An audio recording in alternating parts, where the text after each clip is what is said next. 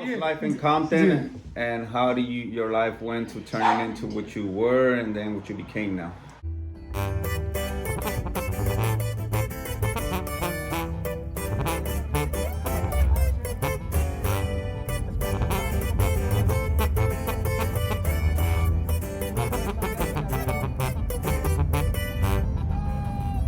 Honestly, I knew his brother more.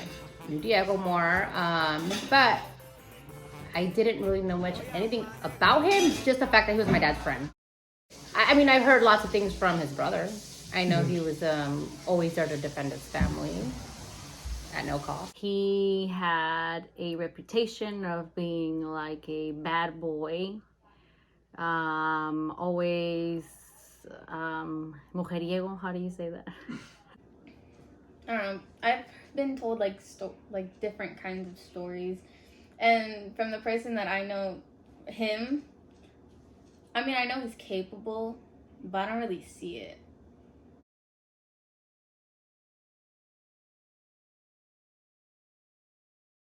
Well, hi everybody. Well, to start, I was born in LA, Martin Luther King's Hospital. I was raised in Compton, California. At a young age, I could still remember stuff from 3 years old to 4 years old, which was not good memories. They were traumatizing memories. Hispanics started moving into Compton. It was mostly African Americans. And I grew up at a young age seeing my mom get robbed, beat up, and me trying to defend her at that young age. And I even got kicked in the stomach for trying to defend my mom. And growing up, seeing fights, people breaking into the house, seeing guys with guns, you know, got raised in a neighborhood full of gangsters, always shooting people. You know, we always have to duck down as soon as we hear gunshots. And then going out and seeing people laid on the ground, bleeding. You know, we lived next to a church, so there was always funerals. And even on the funerals, people wouldn't respect, they'll still shoot. So as much as I didn't want to join the gang, I had no other choice. I needed somebody to back me up. So I joined the gangs. Joined the gangs at 11 years old. 11 years old, going out to other neighborhoods, getting to shootouts. At 12 years old, coming home at 3 in the morning, seeing my mom on the table, always praying with a candle, hoping that I come back alive. Wish a lot of my friends wouldn't make it. Got into a shootout with some people. I harmed a few guys, and I ended up going to Mexico. Went to Mexico, did a year over there. Then I was bull riding over there. Bulls almost killed me. And then I started kicking it with the round crowd over there. And these kids will go do bad things. They were stealing cars, I was with them. They were beating other people in parties, I was there.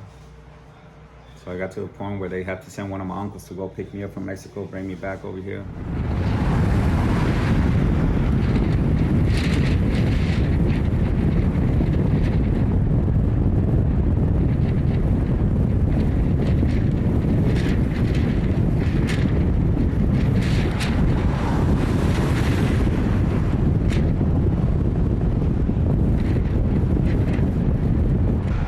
Back to Compton.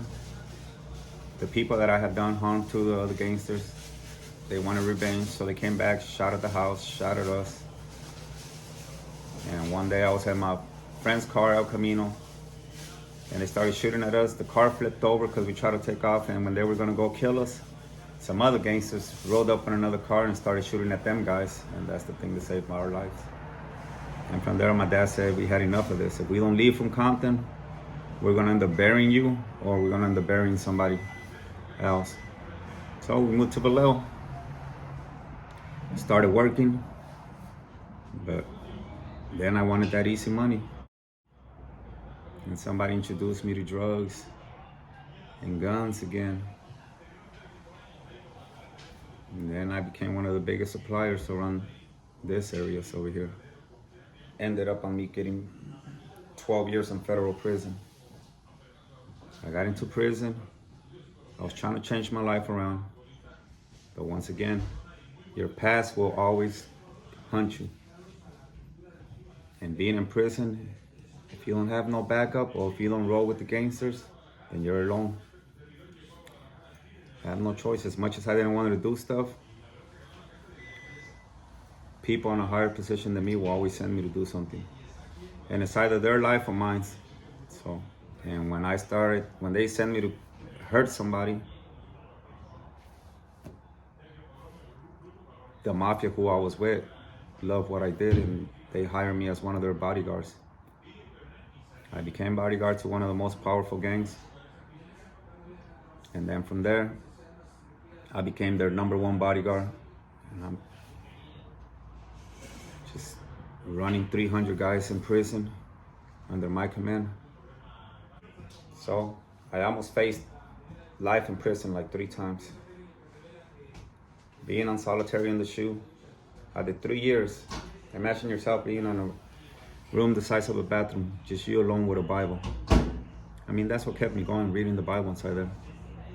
You don't see the sun, you don't know if it's dark or if it's daytime. All you see is brick walls with the light, bright shining light. I got out of the shoe and back again.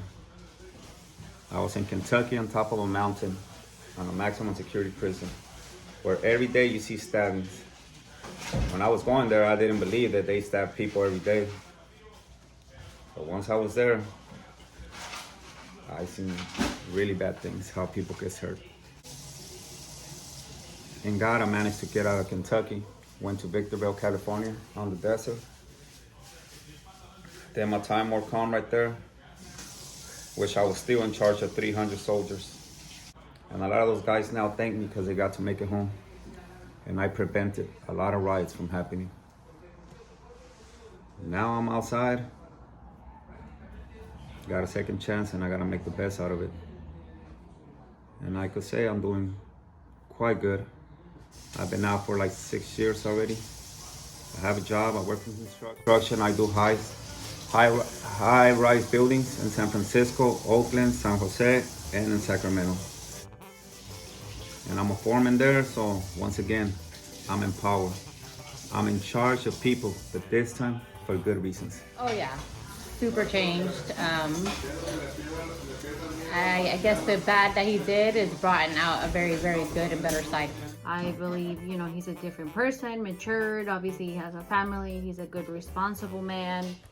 He made his mistakes and his issues, and now, he did make a change. And it's surprising, especially because he's only really been in my life for like 6-7 years now, and he's impacted it so much already. You're always gonna have those friends that are gonna wanna test you and push you to do stuff.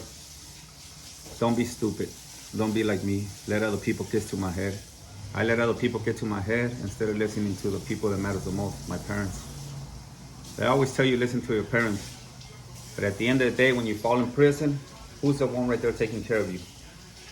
Not your friends, because all those gang-banging friends, as soon as you fall in prison, they leave you. As soon as they kill you, they'll cry for you for a few weeks, and they forget about you. Your family is the one that's always going to be there for you. I got friends in prison that are doing life. Friends that are only 19 doing life in prison. And not even one of those friends that he shot somebody for or he defend will put $1 on their books. Not even that. Super proud of his accomplishments. It's very hard for him or for people to have a life that he did and to turn out the way that he's turning out now. Never let evil get the best from you. Conquer evil with goodness.